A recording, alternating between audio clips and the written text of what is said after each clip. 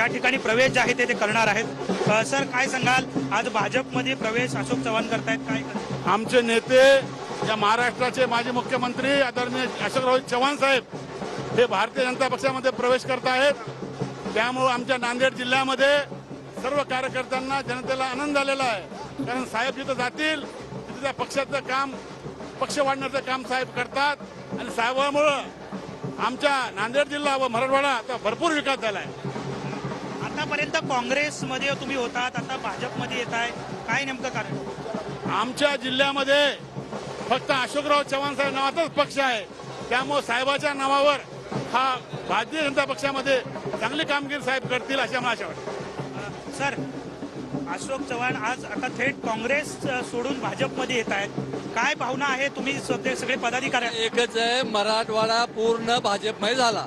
नांदेड जिल्ह्यात आहेत पूर्ण साहेबाच्या नेतृत्वामुळं, साहेब हे महाराष्ट्राचे नेते आहेत, मराठवाड्याचे भाग्य विधाते आहेत, त्यांच्यामुळं तळागाळातला कार्यकर्ता त्यांच्या सोबत आहे। पूर्ण मराठवाडा हा भाजपमय झाला। विरोधकांकडून आरोप होतोय की कुठेतरी अशोक चव्हाणांवरती दबाव टाकला गेला म्हणून ते भाजपमध्ये जातात। विरोधकांचं कामच आहे ते,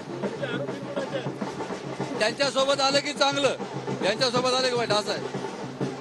फायदा होईल भाजपसाठी संपूर्ण मराठवाडा?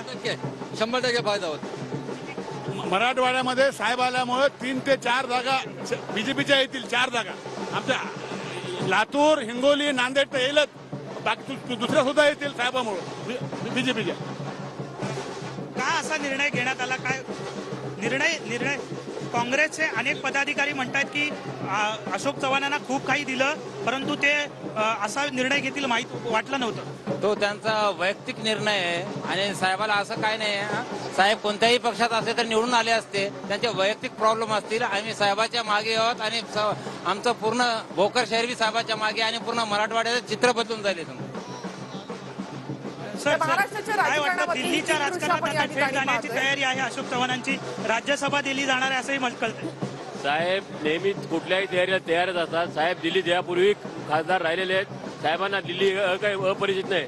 माननीय कैलासवासी डॉक्टर शंकरराव चव्हाण यांचे जे सुपुत्र आहेत, त्यांना सत्ता ही नवीन नाहीये आणि साहेब आमच्या अशोक चव्हाण साहेबांचा या राजकारणाचा परिणाम फार विदर्भापासून तर पूर्ण मराठवाड्यातच होणार आहे।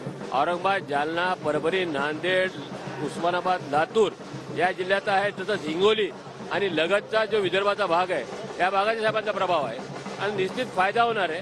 कालपर्यंत चव्हाण साहेबांमुळे काँग्रेसला फायदा होता, आज भाजपला फायदा होणार आहे। साहजिकच आहे, हे सगळे पदाधिकारी जे आहेत ते बोला। नांदेड जिल्ह्यामध्ये अशोकराव चव्हाण साहेब म्हणजे पक्ष आहेत, ते कोणत्याही पक्षात गेले तरी जे त्यांचा जो पक्ष आहे तोच आमचा पक्ष राहणार आहे। त्यांना पाठिंबा देण्यासाठी नांदेड जिल्ह्यातून, भोकर तालुक्यातून आम्ही सर्व लोक इथं आलेलो आहोत। तरी भाजपमध्ये आल्यानंतर तर पदाधिकारी आणि कार्यकर्त्यांच्या प्रतिक्रिया ज्या त्या आपण पाहत होतात। मराठवाडा आता भाजपमय झालेला आहे असं कार्यकर्त्यांच्या ठिकाणी म्हणणं आहे। हे 3 दृश्य